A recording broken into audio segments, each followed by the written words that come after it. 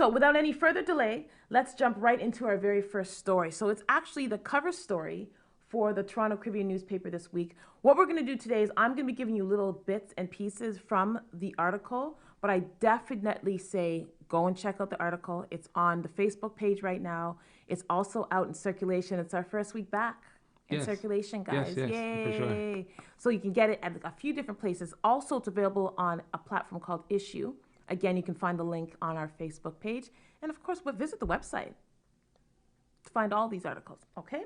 So the death of George Floyd has brought about a unity throughout the world that we've never seen. Would you not agree, Dave? I agree.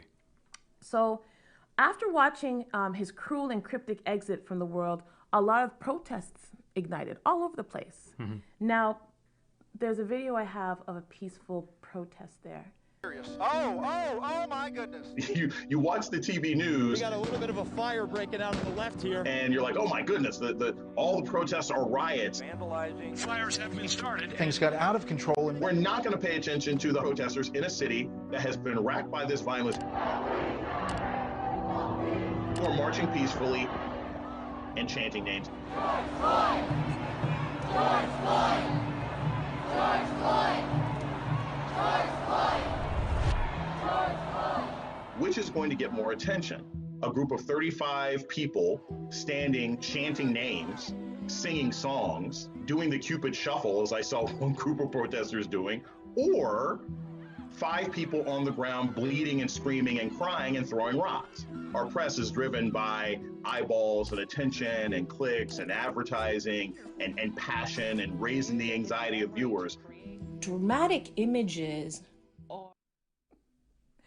So as you can see, for most of the part, the protests were very peaceful. But there has been some speculation to how mainstream media has been presenting these protests. Obviously, they've been showing a lot of the extremes, some of the stuff that you've been seeing, the violence, the societal tension, the upheaval, especially in George Floyd's hometown in Minneapolis. There's a picture that I wanted. See? Now, there have been some strange events, though, documented during this crisis that I kind of want to bring up and talk about. Okay, go for it. So, Dave, did you hear about this whole bricks situation? Yeah, apparently the opposition, as I'm going to call them, will go ahead and actually laying out piles and piles of bricks. Yeah, they were popping up, I believe, in Washington, in Minnesota, just random bricks. And obviously, people were saying, you know, there's been a lot of fact checkers are like, oh, it's not, this is not bricks for anything. This is just, there's a construction site. People are like, no, there's no construction anywhere. What are you talking about? Right. So again, there's something that's being pushed, and then there's the truth, and we're going to get to that. So while I was researching the story, actually, I'm going to give him this. It was Mr. Grant Browning who contacted someone who was actually on the ground during this. Okay. He experienced the whole thing. His name is Andrew Mercado. I have a picture of him as well as some other key people there. So keep this picture up for a second. So he was connected to some of the very key people involved in some of these protests, and I'm talking about the peaceful protests in Minneapolis. So he is a citizen journalist who has been covering riots in the Minneapolis area, and in our short but very insightful session, he shared what he'd experienced and highlighted things that the mainstream media was not talking about. So there's a few things that I'm going to speak about that popped up in a couple different conversations that I had, because I spoke to 3 different people, actually 4 people, who were in these protests, involved in it 100%. One thing that he did share, and this is a quote from him directly, the whole time I witnessed a fire was being set, the only time that I witnessed a fire being set was actually by a white man. And there's this Popeyes that burnt down. And he's like, you know what, Simone? It's not black people who were setting fires. It was white people who were setting the fires. Okay. So I want you to keep that in mind, okay? Also, Corey Moore, who was the gentleman, if you put that picture back up again, Grant, I want them to see who Corey Moore is. He's standing beside Andrew, and he was another face. So he's the one in the, I can't see what's on his shirt because I'm blind, but in the black shirt with the red markings on it, that's Corey Moore. Okay. So he actually made a plea to the governor in Minneapolis, and he said, I plead to the governor, stop trying to govern us. Govern the police department. All that craziness that they're showing on TV, we are out here taking care of each other. People are bringing food for each other. It went from being a war zone to a safe zone in 24 hours. Okay. That's not what they were showing. No, of course not. Right? So when we come back, what we're actually going to do is I'm going to introduce you guys to 2 more people who were involved with this whole thing. A young lady named C Money will actually come back in with a video with her showing her view on it. All right. And then we're going to jump into some other stories that I think Dave has for us. So we'll see you very soon on A Better Tomorrow.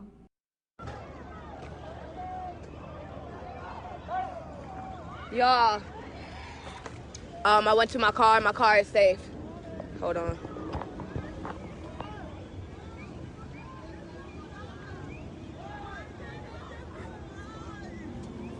My bad, you guys. This is currently what is going on. This is not the only place. Literally, there's this. Wendy's was on fire too. AutoZone was on fire. They literally have set so many places on fire at the moment. I don't know if it's the National Guard or SWAT, whichever one. They have officially arrived and are going to start arresting people, I guess. Literally, whole building on fire. Walking through that, I'm telling you guys, it was scary. I literally had to walk past the fire myself just to get through, just so I can get to my car. This is really insane. This is seriously insane right now. Yes. That's wild. It's very wild. They're not showing everything, and that's the problem. Like, yeah, the burning we saw on mainstream, but what we didn't know, like I'd said in the last segment, if you're just joining us, that a lot of the chaos was not being caused by the community members or the citizens. And I'm not saying everybody, but majority of the people in Minnesota or in Minneapolis, Okay. the communities were peaceful. And I Okay. got this from people who were actually on the ground. All of that you're seeing right there, that's being set by people who are not even from the city. They're not even from there. Okay. Right? So things that people need to understand, it's not always what you see. So I actually had an opportunity to speak to Simone and her manager, Tazari. For those who don't know who she is, there she is. Yeah, so Simone is the organizer behind the fundraiser Encouraging Leaders, as well as the We Can't Breathe movement. Definitely check out their website, wecan'tbreathe.org. And she said something that was very reminiscent to what Andrew said. In her quote exactly, there's footage of white supremacist groups smashing out windows. They're actually the ones who are responsible for the destruction of the police station. So everyone heard about that. You heard about how that police station got destroyed? Actually, I was kind of like, all right, that's a strategy I can get behind. Burn down the police station.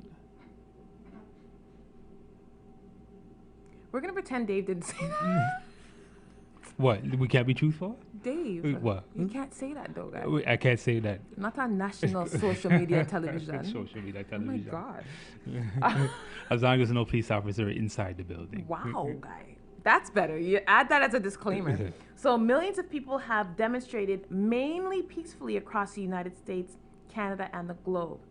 How about we take a moment and think about the fact that, you know what, for once we saw a lot of people uniting together. Yeah. Instead of all the chaos that mainstream media was actually showing us. I'm a firm believer that racism cannot be eliminated just by one culture alone. It needs everybody. And Absolutely. Absolutely. I do agree. And believe me, we're about to face even a bigger crisis. You see all this hoopla that's happening right now? There are things happening under the radar. And I'm going to let Dave handle that. Let's talk vaccines for a second, Dave.